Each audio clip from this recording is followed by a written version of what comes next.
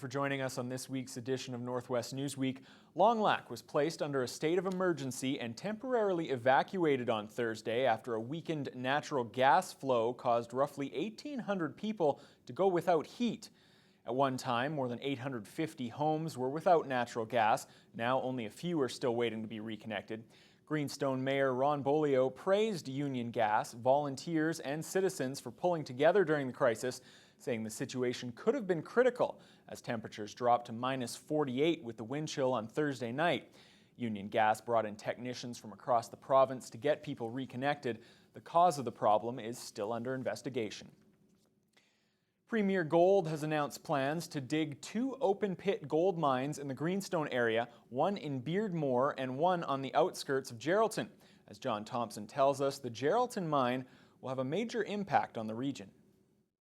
It's a bittersweet moment for Greenstone. The municipality's long-recessed communities are poised to become host to 2 premier gold mines by 2017, bringing a sweet 340 new jobs. The bitter chaser, one of those open-pit mines, will take a bite out of the town of Geraldton. 2 councillors live in the area slated for the mine, including Greenstone Deputy Mayor Bill Acid. That's where I wanted to retire and spend the rest of my life, and now I have to move, so I guess you just have to face reality. It's on lakefront. It's a very nice place, and I love living there, but I'm ready to give it up in a minute for progress. The cost of that progress includes sacrificing half the golf course, the highway gas station, the OPP base built only 7 years ago, and this residential neighborhood, where Dale Randa and his wife Brenda are still building their dream retirement home. We love the house. It actually functions very well for us, and we're very happy here. When they began building in 2011, nearby mineral exploration that had been underway for 3 decades had yet to bear fruit. In 2012, they moved in, and the drills started shortly thereafter. That's when Brenda was diagnosed with cancer. The couple tended to her health for a year, and only weeks after she beat cancer, Premier announced the Randas had 2 years to move.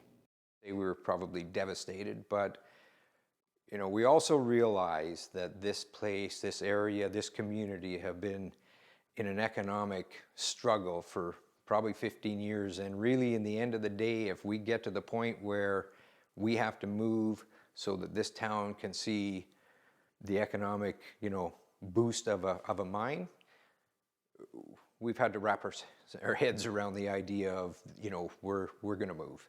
The house is about 80% finished, all of which will have to be left behind. The Randas' thoughts are now turning to rebuilding the exact same house elsewhere, but there's no location in Geraldton quite like what they have now. We can walk to the golf course. We're 2 minutes from the ski trail. We have a trail right across the road to walk our dog. This was the perfect retirement home. So, that part of it, that on top of the stress of having to build another one, that part of it, that emotional piece, I know it's going to be difficult for Premier, and it's difficult for us to figure out what's that worth to a person. No one at Premier was available for an interview. Negotiations between the company and residents will begin this coming week. John Thompson, TBT News. A mill worker from Fort Frances is in critical condition in a Toronto hospital following a Thursday explosion at the Resolute Mill.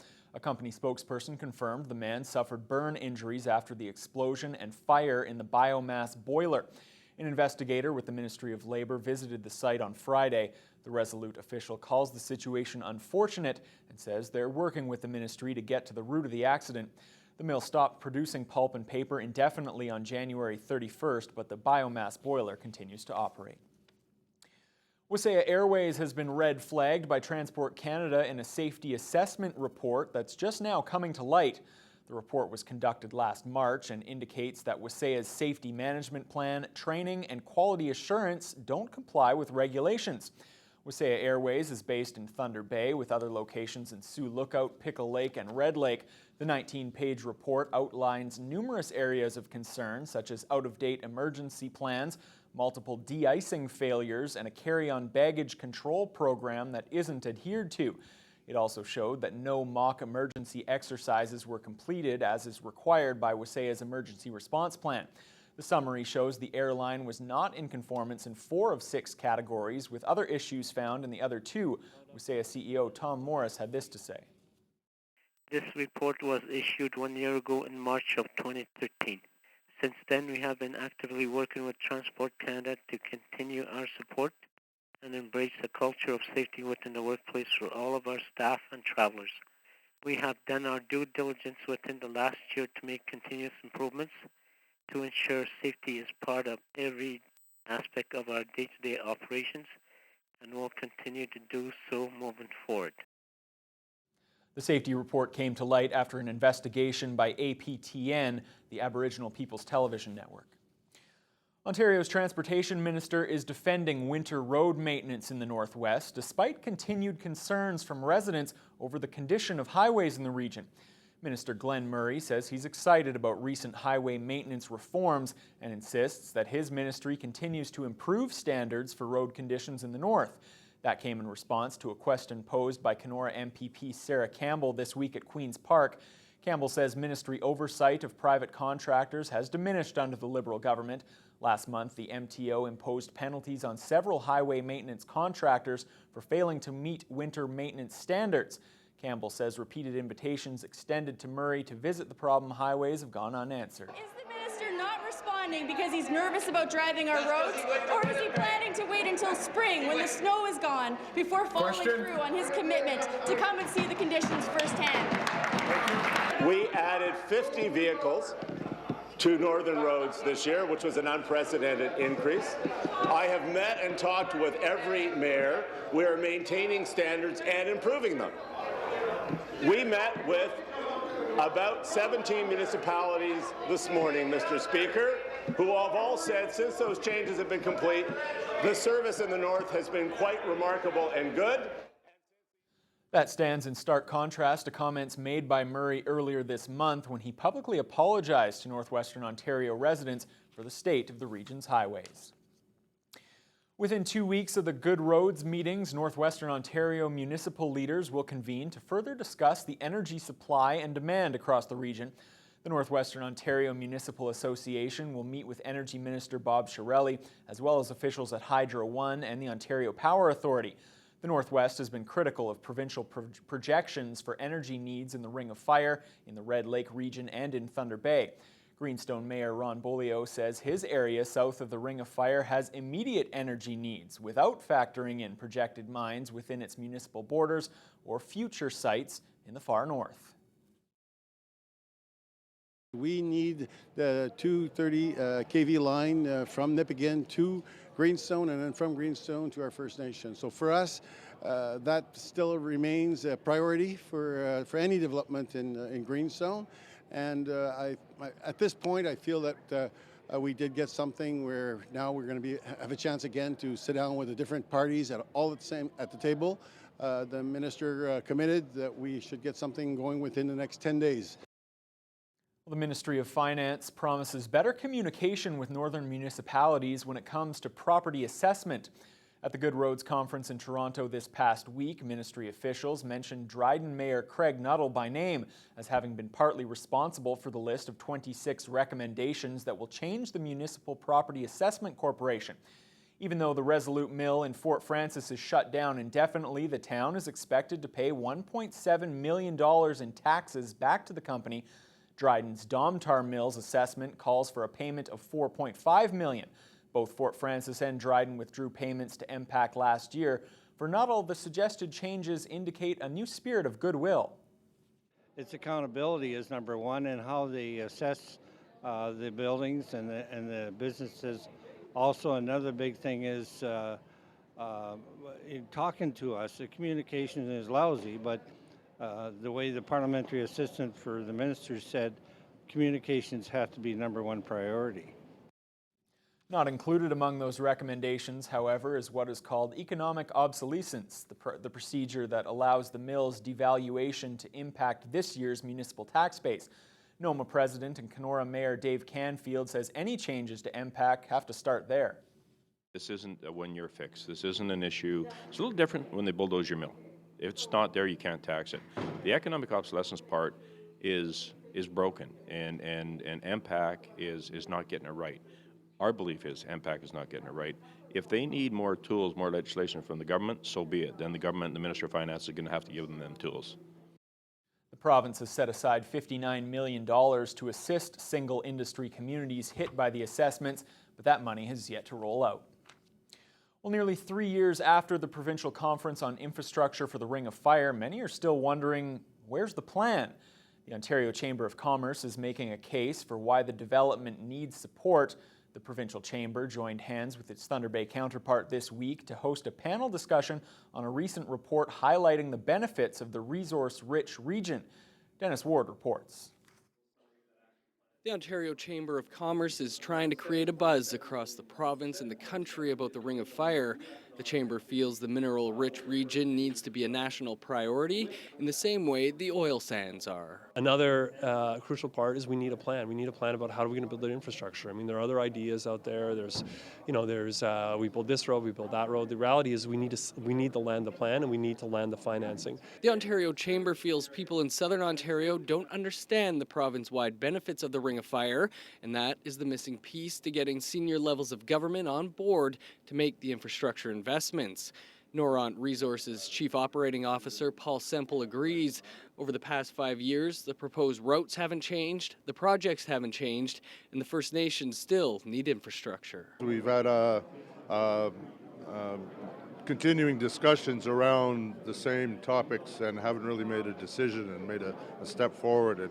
And now we think it's time to start making some positive steps and start the actual development rather than working on more plans and more debates. NAN Grand Chief Harvey Yesno was part of the Chamber's panel. He feels the province prematurely announced the Ring of Fire Development Corporation while talks were still underway on a framework with the Matawa Tribal Council.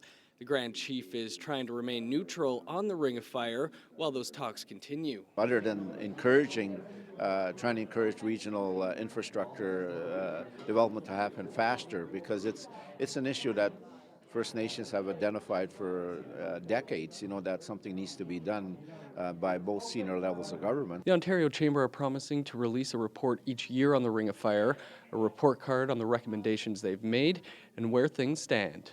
Dennis Ward, TBT News.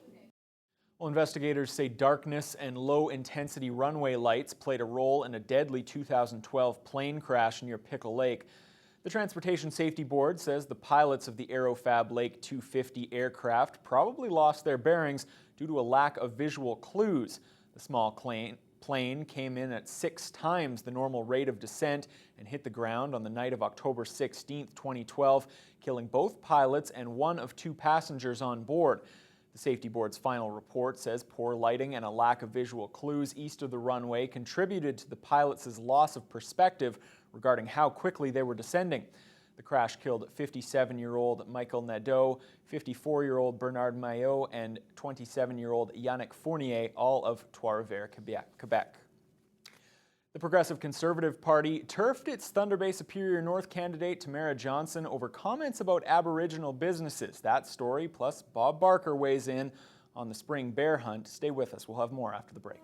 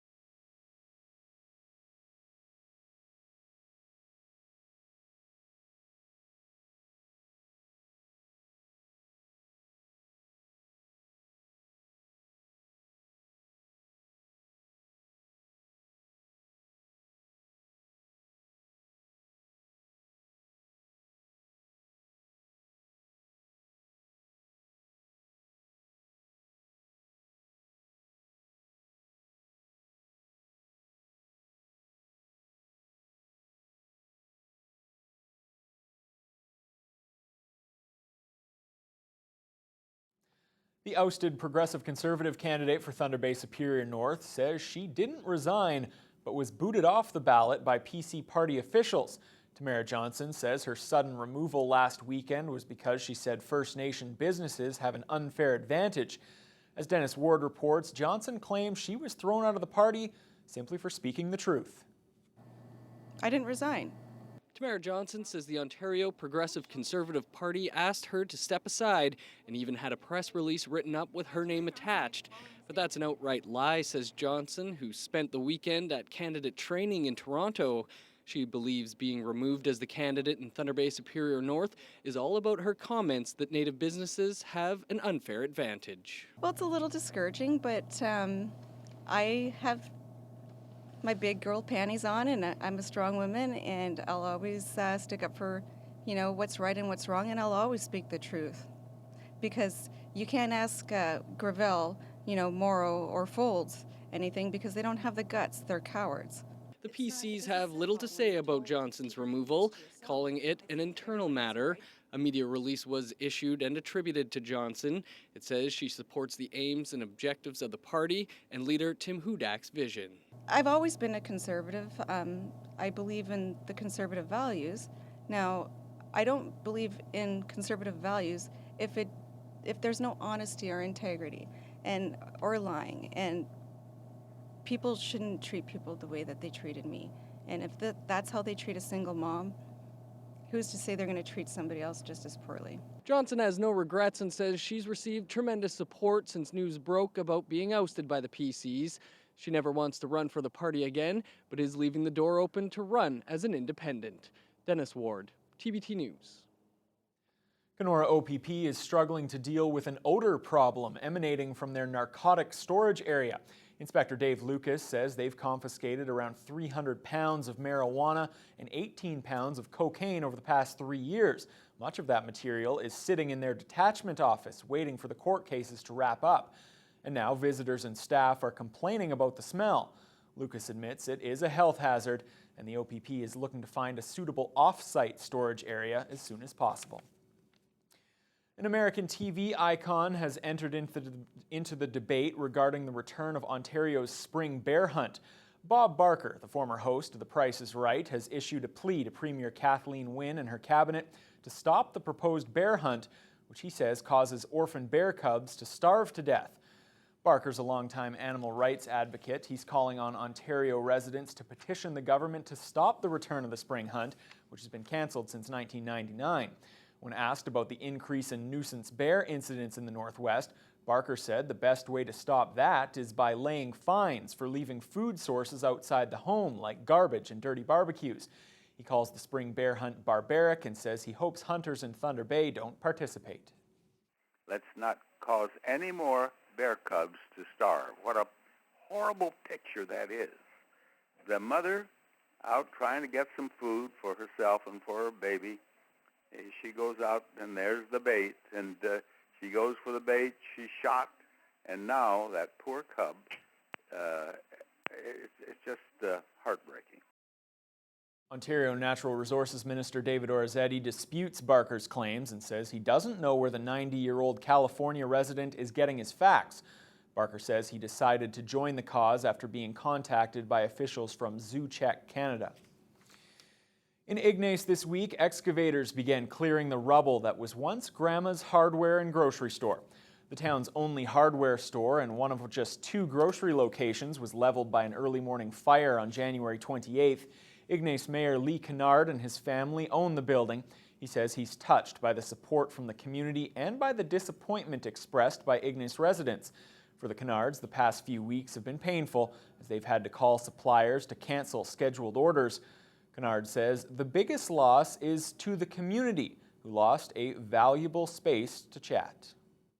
It was a really good hangout, seeing I was the mayor, and that was where we did all of our visiting and talking, and I was there every weekend, Saturday and Sunday, so it was a really good place to meet, and I really miss not seeing the people, and just sorry we can't be there for them anymore.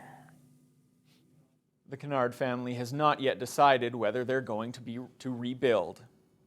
Well, as the head of the Northwestern Health Unit retires, he says the region has health problems right down to the basic necessities. Stay with us. We'll have that for you when we come back.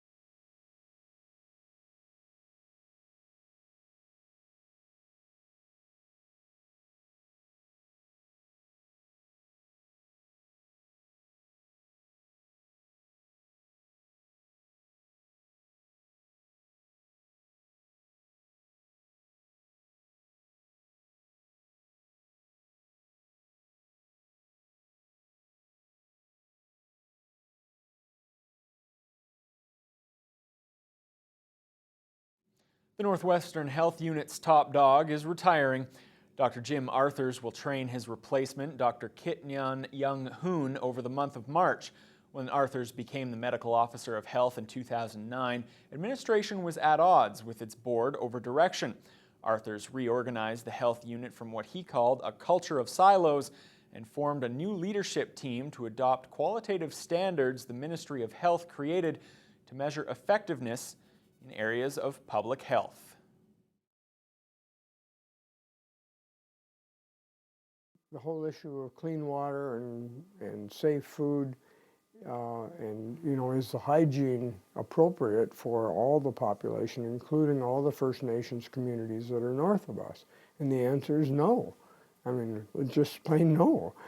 We have a population that smokes too much, drinks too much, is substance abuse problems, suicide problems, mental health issues, poverty, housing, education, all those things that are really what we now call the social determinants of health are more important. It took about 3 years, and Arthurs thinks it will be 2 more years before the new team turns the corner. Leaving the project mid-stride is emotional for the plan's architect, but he says it's time to go. Obviously, that hasn't been easy. It hasn't been an easy decision. But my wife, Dorothy, and I are going to look for some place in Canada, look for some place in northwestern the U.S. where I grew up, and stay in contact as much as we can with our family here in Ontario and my family in Washington, as well as Minnesota, and enjoy ourselves and travel as much as we're able, and staying as healthy as we can. With expertise in public health and epidemiology, Hoon will begin work on March 3rd. Arthurs will retire on March 31st. Well, in response to those social health indicators, Health Minister Deb Matthews has given the green light to a new community paramedic program offered through Superior North EMS and the Ontario Association of Paramedic Chiefs. Chief Norm Gale says he's seen cases where paramedics are responding to 911 calls that aren't appropriate uses of EMS services.